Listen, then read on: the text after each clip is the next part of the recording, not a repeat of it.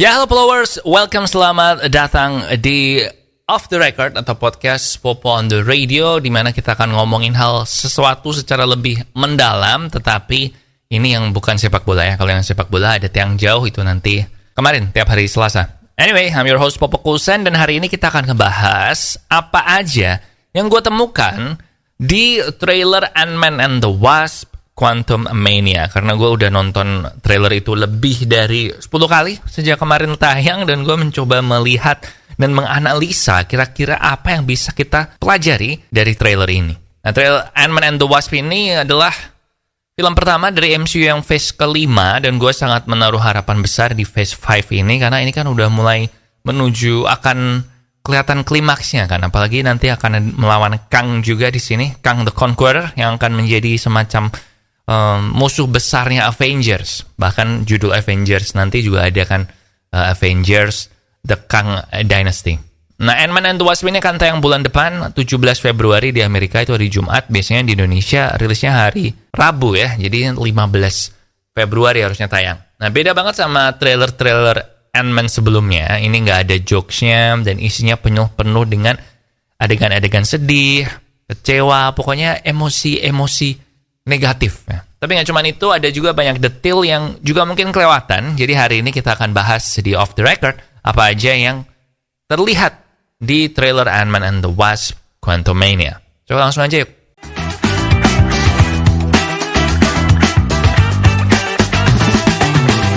Yang pertama, Scott Lang, si Ant-Man ini diliatin di trailernya itu kalau dia itu pengen memutar balik waktu. Jadi setelah dia melewatkan 5 tahun hidup anaknya, jadi karena The Blip ya, dia waktu itu terjebak di Quantum Realm waktu Thanos ngeblip, sehingga dia 5 tahun terjebak di situ, dan waktu keluar tiba-tiba anaknya udah gede, dan dia kayak miss out ini gimana anaknya beranjak dewasa. Nah, ini yang membuat Scott, menurut gue, teori gue ya, semua yang gue sebutkan di video ini adalah teori gue.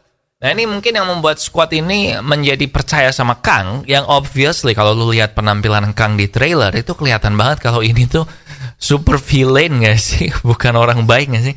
Nah, si Scott ini percaya sama Kang untuk membantu dia, memberinya waktu, supaya dia bisa, I don't know, I guess, balik lagi ke masa anaknya masih kecil dan mendampingi hidupnya sampai jadi dewasa. Pokoknya nggak jadi orang tua yang absen lah, intinya gitu. Tapi kalau kita lihat dari trailer, di belakang-belakangnya, satu keluarganya Ant-Man ini dibawa ke Quantum Realm. Jadi mungkin terjadi sesuatu di film itu yang membuat Scott ini juga harus memutar balik waktu. Nggak cuman perkara anaknya, tapi mungkin ada perkara lain yang lebih besar. Kemungkinan gitu.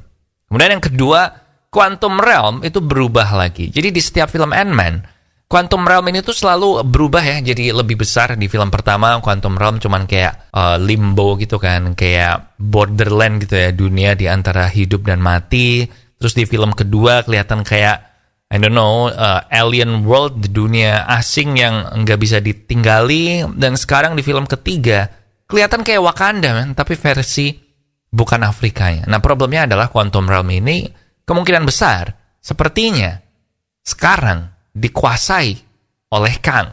Kemudian yang ketiga ada MODOK. MODOK ini adalah salah satu super villain yang paling dicintai sama fans Marvel Comics ya. MODOK ini yang, ini kamu bisa lihat gambarnya yang kayak gini, dan aslinya dia itu adalah hasil eksperimen laboratorium, dan biasanya dia musuhnya Iron Man sih. Nah, tapi di MCU ini kayaknya, spoiler alert, yang jadi MODOK ini adalah si Yellow Jacket. Yellow Jacket, ingat kan? Dari film Ant-Man yang pertama, yang bisa jadi kecil juga, yang botak itu.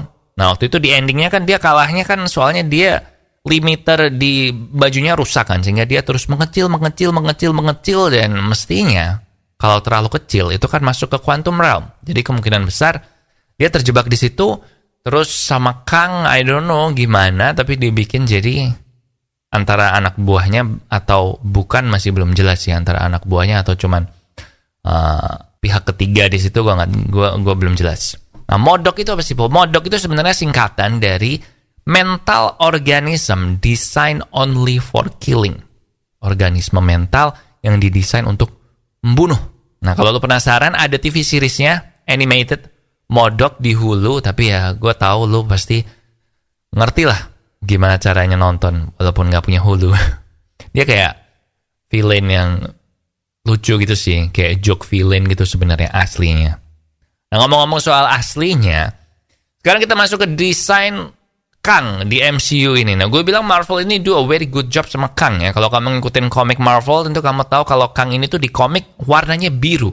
Dan penampakannya cenderung kayak alien gitu, mirip-mirip kayak Thanos, mirip-mirip kayak alien lah. Padahal kan sebenarnya si Kang ini manusia kan ya. Dia scientist dari masa depan yang bener-bener jauh di depan, kayak tahun 3000-an ke atas lah.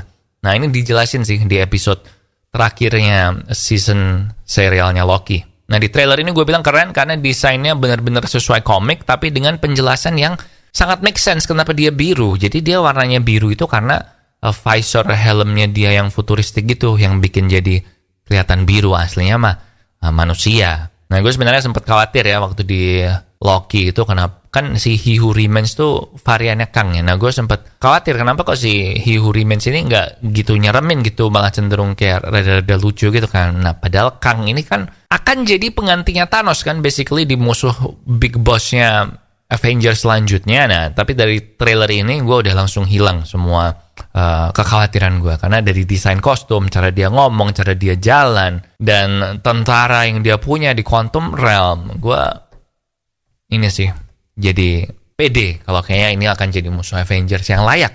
Dan gue juga cukup yakin, ini teori gue juga, kalau di akhir film Quantum Mania ini si Kang ini akan lolos dari Quantum Realm dan masuk ke dunia nyata. Ini prediksi gue ya, karena ya Avengers judulnya Kang Dynasty kan. Dan ngomong-ngomong soal akhir film, trailer ini benar-benar fokus terutama di akhir-akhir ya, kalau seolah-olah Ant-Man ini bakal mati di akhir film ini. Nah, mungkin nggak si Ant-Man mati di akhir film ini? Nah, mungkin aja ini cuman misdirection ya, karena Marvel kan sering gitu kan, sering pengalian isu waktu di trailer. Spider-Man No Way Home cuman satu Spider-Man, tapi tiba-tiba ada 3 kan, diedit kan di trailernya. Nah, terus nanti di filmnya ini bisa aja nanti Scottnya nggak mati. Jadi cuman buat menipu dan memancing audience buat ke bioskop aja. Tapi, kalau lihat situasi dan kondisi saat ini, kayaknya masuk akal sih kalau ini adalah penampilan terakhir Scott Lang di MCU ya. Si Casey anaknya itu sekarang udah gede, dan kayak seumuran gitu kan sama penerus Avengers yang lain, kayak Shuri, kayak Ironheart, kayak Kate Bishop. Dan since ini adalah film ketiga, triloginya udah selesai, kayaknya Scott ini nggak gitu penting ya nanti di Phase 5 sama Phase 6-nya MCU. Plus kalau di film ini Scott mati, kan malah dia jadi penting nanti, karena banyak Avengers lain yang memutuskan, oke, kita harus bergabung ngelawan Kang ini, soalnya dia berhasil ngebunuh Ant-Man. Jadi bisa aja dia mati sih, walaupun menurut gua masih 50-50. So, itu tadi 5 hal dari trailer terbaru Ant-Man and the Wasp Quantumania, tayang di 15 Februari harusnya di Indonesia. Dan ada satu bonus lagi. Lu notice gak sih kalau yang ngangkat Ant-Man di adegan-adegan pertempuran terakhir itu, biasanya kan Ant-Man nih diangkatin nama semut-semut gitu kan. Tadi gue sempat bingung, ini semutnya ikut ke Quantum Realm, tapi ternyata itu bukan semut-semut men, tapi itu ternyata adalah Ant-Man kecil. Jadi nggak tahu gimana, mungkin gara-gara Kang juga, tapi si Ant-Man ini punya power baru, bisa Kage Bunshin no Jutsu kayak Naruto gitu, bisa bikin banyak Ant-Man. Jadi anyway, kalau lu belum nonton trailernya, silahkan nonton. Gila, gue sih hype ya, gue menaruh harapan besar di Phase 5 yang ini, soalnya Phase 4 Marvel gue bilang step down dari Phase 3 nya Marvel. So itu dia di Off the Record hari ini. Kalau lo belum subscribe ke YouTube Popo on the Radio, please do so, it helps us a lot. Kalau suka konten ini, like juga di situ, ngebantu kita juga. And terus jaga kesehatan, jangan lupa minum air, and pakai masker juga ya kalau ke tempat orang ramai. Oke, di sini Popo Kusen. Thank you for watching, and I'll see you when I see ya.